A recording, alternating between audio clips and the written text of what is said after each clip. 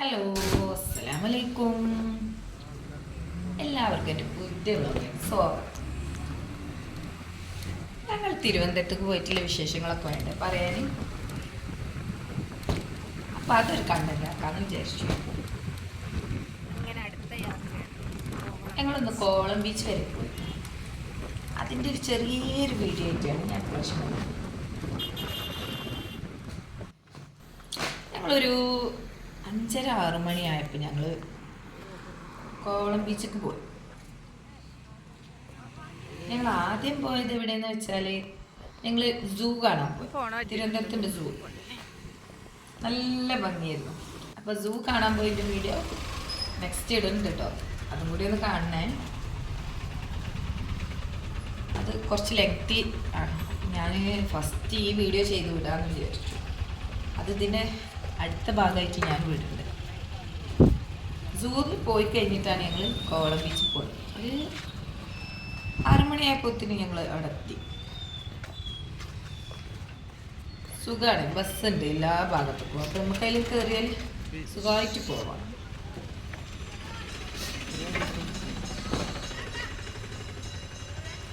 നല്ല തിരക്കുമാണ്, സൺഡേയും കൂടിയല്ലേ, നല്ല തിരക്കുണ്ട്. പിന്നെ നമുക്ക് തോര ദിവസം ലീവില്ലാത്തതുകൊണ്ട് തിരക്ക് ഒയ്യട്ടെ വിചാരിച്ച് നിൽക്കാനൊന്നും നമുക്ക് നേരില്ലല്ലോ. അപ്പം തിരക്കാണെങ്കിൽ തിരക്ക്, എന്നാലും ഒന്ന് കുട്ടികളെയും കൊണ്ട് പോകാമല്ലോ വിചാരിച്ചു.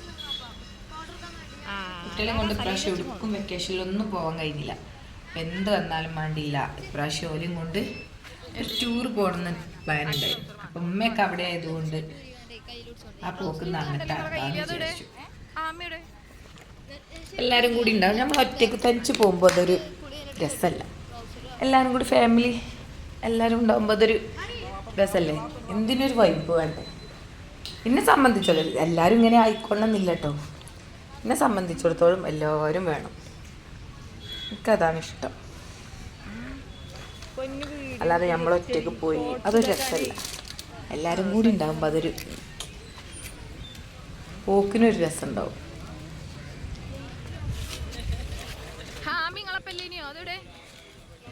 പാർക്കിങ്ങിന് ഏരിയല്ല, ആൾക്കാരെ കൊണ്ട് പേജു. ആ ടൈം നല്ല സുഖമാണ്, നല്ല കാറ്റും ഒക്കെ ഉണ്ടായിരുന്നു അവിടെ. അപ്പം എല്ലാവരും കാറ്റ് കൊള്ളാൻ വന്നിരിക്കുന്ന ടൈമല്ലേ.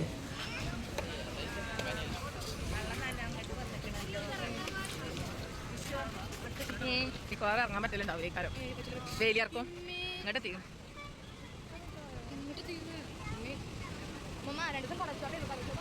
ചെറിയ ചിലപ്പോൾ ഇറങ്ങാൻ പറ്റില്ലുണ്ടാവില്ല, കാരണം വെള്ളം നല്ലോണം കയറിക്കും. അവിടെ പ്രത്യേക എഴുതി വെച്ചാൽ എന്താ അറിയോ, വേലിയർക്കും ഇടയ്ക്ക് വലിച്ചോണ്ട് പോകുന്നു. അവിടെ ഇറങ്ങണ്ട, നല്ലതുണ്ട് വലിച്ചു.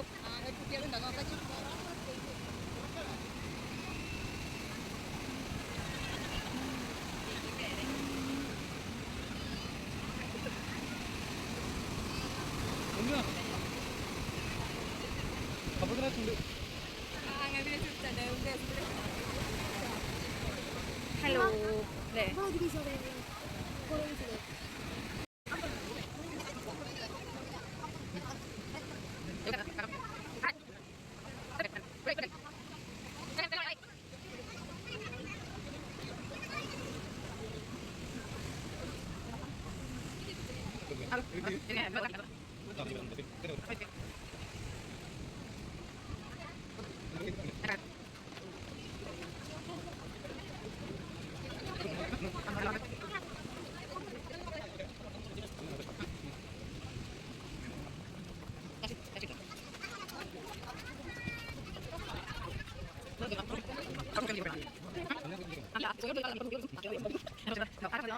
ഇറങ്ങാൻ പറ്റൂല. ഞാൻ എന്താ പറഞ്ഞത്, ഇറങ്ങാൻ പറ്റൂലേ അമ്മാതിരി. പിന്നെ ഞങ്ങൾ അപ്പുറത്തെ സൈഡിൽ പോയി. ഞങ്ങൾ കഴിഞ്ഞ പ്രാവശ്യം വന്നപ്പോൾ ഈ ഭാഗത്താണ് ഞങ്ങൾ ഇറങ്ങിയത്. അപ്പം അങ്ങോട്ട് പോയി നോക്കാം, നമുക്ക് അവിടെ ഇറങ്ങാൻ പറ്റുമോ എന്നൊക്കെ നോക്കിയാണ് അങ്ങനെ പോയത്. പക്ഷെ അവിടെയൊക്കെ കയറ് കെട്ടി, കടലിൽ ഇറങ്ങാതെക്കാൻ വേണ്ടിയിട്ട് കയറ് കെട്ടി വെച്ചേക്കുക. നല്ല തിരകൾ അടിക്കണത് കാരണം കടലിക്കൊന്നും ഇറങ്ങാൻ പറ്റൂല എന്നൊക്കെ പറഞ്ഞ ഗാർഡിയന്മാരുണ്ടാവുമല്ലോ, അവർ എല്ലാവരും കയറ്റി. കടലിലേക്ക് ഇറങ്ങുകയേ ചെയ്യരുത് എന്ന് പറഞ്ഞാണ്ട്. സമയം കഴിഞ്ഞാൽ കടലിലേക്ക് ഇറങ്ങാൻ അല്ലേ ഓൽക്ക് നമ്മളിലേറെ അറിവില്ല അല്ലേ. അപ്പം അവർ പറയണ നമ്മൾ കേൾക്കുക. പിന്നെ എന്തെങ്കിലും സംഭവിച്ചിട്ട് പറഞ്ഞിട്ട് കാര്യമില്ലല്ലോ. കുട്ടികൾ പിന്നെ അങ്ങനെ സങ്കടത്തിലേനാവും. ഞങ്ങൾ എല്ലാ ഡ്രസ്സൊക്കെ കൊണ്ടുവന്നിട്ട് ഞങ്ങൾക്ക് ഇറങ്ങാൻ പറ്റിയില്ലല്ലോ എന്നൊക്കെ പറഞ്ഞാണ്ട്.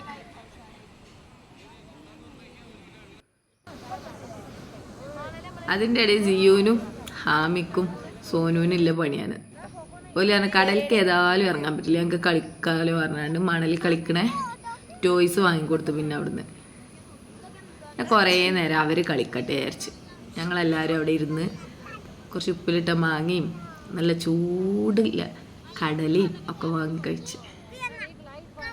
കുട്ടികൾക്കല്ല രസം, കുട്ടികളെ കളിയും കണ്ട് അങ്ങനെ ഇരുന്നു.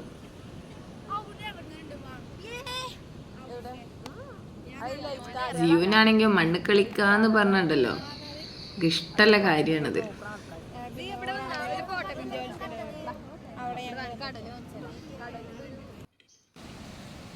ദൂരോട്ട് നോക്കുമ്പോൾ നല്ല ലൈറ്റ്, അത് ഫുള്ളും അവിടുത്തെ കടകളാണ്. കടകളുണ്ട്, പിന്നെ അതേമാതിരിക്ക് ഹോം സ്റ്റേ ഉണ്ടാവൂലേ, റൂമുകൾ. ഒരുപാട് വിദേശികൾ വന്ന് താമസിക്കണം. പക്ഷെ വിദേശികളെ കണ്ടാലും പക്ക ഡീസൻറ്റ്. നമ്മളെന്താ വിചാരിക്കുക ട്രൗസറും ഇതും ഒക്കെ ഇട്ട് നടക്കണ വിദേശികൾ എന്നല്ലേ. പക്ഷെ അവിടെ ഞാൻ കണ്ടിടത്തോളം ഫുൾ കവറിങ് ഡ്രസ്സാണ് വിദേശികളത് കണ്ട്.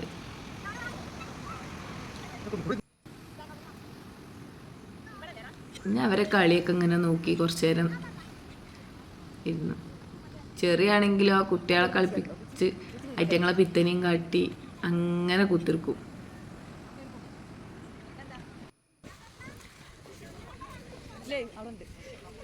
ഞങ്ങൾ തിരിച്ചു കേട്ടോ. ഞങ്ങൾക്കൊരു 8:10 ലാസ്റ്റ് ബസ് എന്ന് പറഞ്ഞു.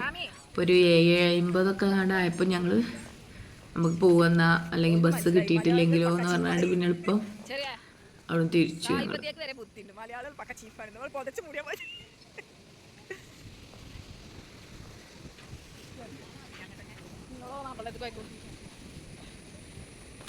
സിയുനാണെങ്കിൽ ആപ്പാപ്പാനെ കിട്ടിയാൽ പിന്നെ ഞങ്ങളത്തേക്കൊന്നും വരൂല.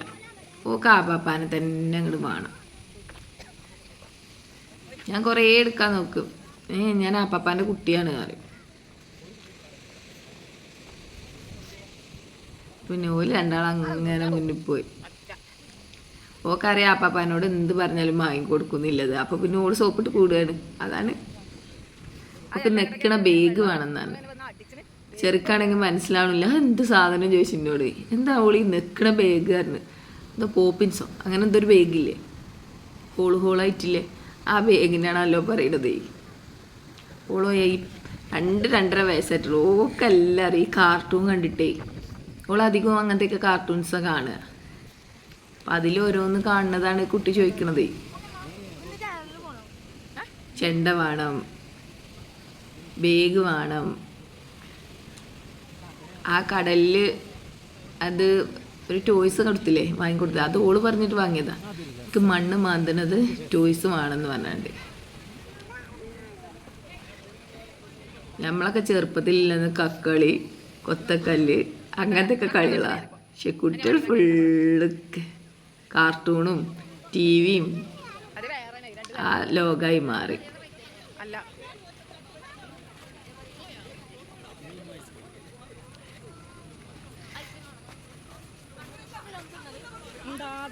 ഞാനൊക്കെ ഇപ്പം ഇങ്ങനെ ആലോചിക്കും, ഞങ്ങളൊക്കെ സ്കൂളിട്ട് വന്നാൽ എളുപ്പം എന്തെങ്കിലും ഫുഡൊക്കെ കഴിച്ച് കഴിഞ്ഞാൽ കക്കും കൊണ്ടുപോകും, കക്കളിക്കാരനാണ്. അല്ലെങ്കിൽ കൊത്തക്കല്ല് കൊണ്ടുപോകും, കൊത്തക്കല്ല് കളിക്കുക, ചോറും കൂട്ടാനും വെച്ച് കഴിക്കുക. ഞാൻ 8ാം ക്ലാസ് വരെ, 9 എൻ്റെ കല്യാണം കഴിഞ്ഞേക്കണ്.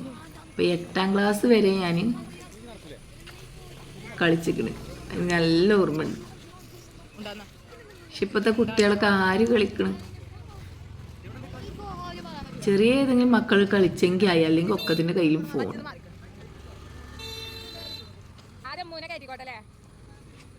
ഫുൾ ടൈം ഫോണിൻ്റെ ആൾക്കാരെല്ലാവരും.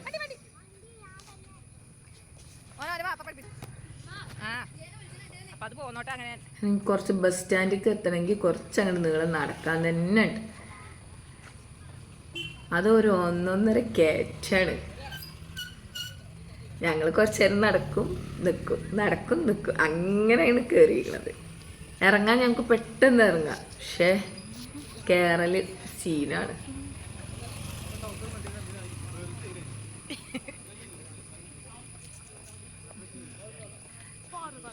എന്താ വില അവിടേക്ക് ഓരോ സാധനത്തിന് അറിയോ?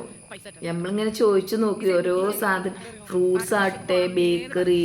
നമ്മളിവിടെ നിന്ന് സാധനം വാങ്ങണ ആൾക്കാരല്ലേ, നമ്മളവിടെ ചെന്നാണ്ട് ഓരോ സാധനത്തിന് വില ചോദിക്കുമ്പോൾ നല്ല റേറ്റ്.